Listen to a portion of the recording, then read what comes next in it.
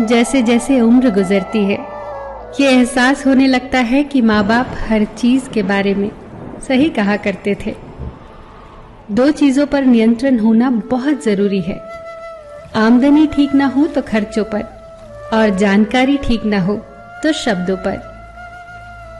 एक बार भगवान से किसी ने पूछा, तुम भी कमाल करते हो, किसी को इतना खूबसूरत और किसी को इतना बदसूरत बना देते हो, आखिर ऐसा क्यों करते हो? सभी को सुंदर बनाने में तुम्हारा क्या जाता है?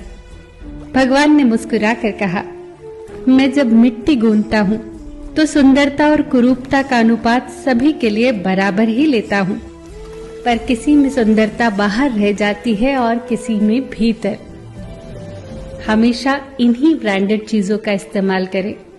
होठों के लिए सत्य, आवाज के लिए प्रार्थना, आंखों के लिए दया, हाथों के लिए दान, हृदय के लिए प्रेम, चेहरे के लिए हंसी और बड़ा बनने के लिए माफी।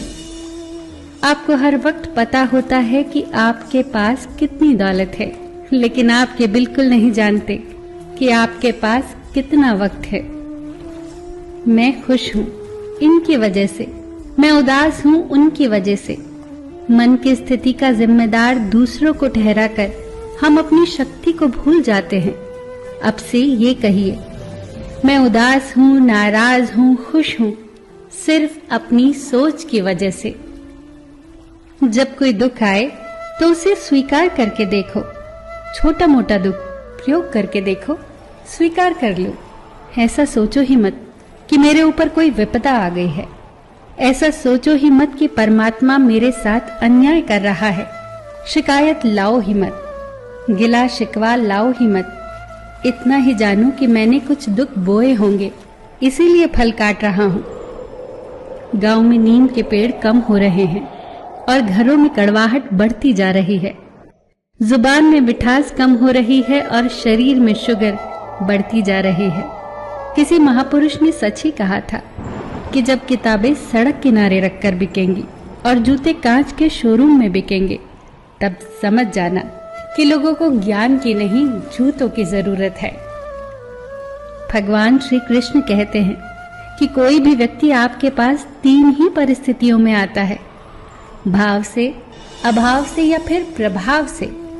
यदि वो भाव में आया है तो उसे प्रेम दीजिए, अभाव में आया है तो उसकी मदद करिए, और यदि प्रभाव में आया है तो प्रसन्न हो जाइए कि परमात्मा ने आपको इतनी क्षमता दी है।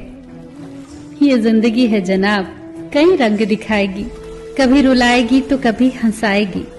जो खामोशी से सह गया वो निखर जाएगा, जो भावनाओं में बह गया वो बिखर जाएगा। यदि पेड़ में उसकी क्षमता से अधिक फल लग जाए तो उसकी डालियां टूटना शुरू हो जाती हैं, और इंसान को औकात से ज्यादा मिल जाए तो वो भी रिश्तों को तोड़ना शुरू कर देता है।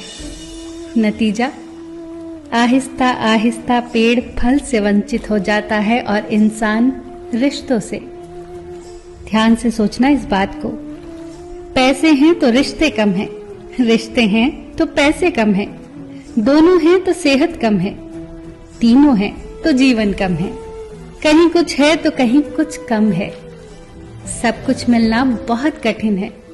अगर है सब कुछ तो यही स्वर्ग है, और हम स्वर्ग में हैं। फिर मिलेंगे दोस्तों अगली वीडियो के साथ। तब तक के लिए अपना ख्याल रखना और हमेशा मुस्कुराते रहना।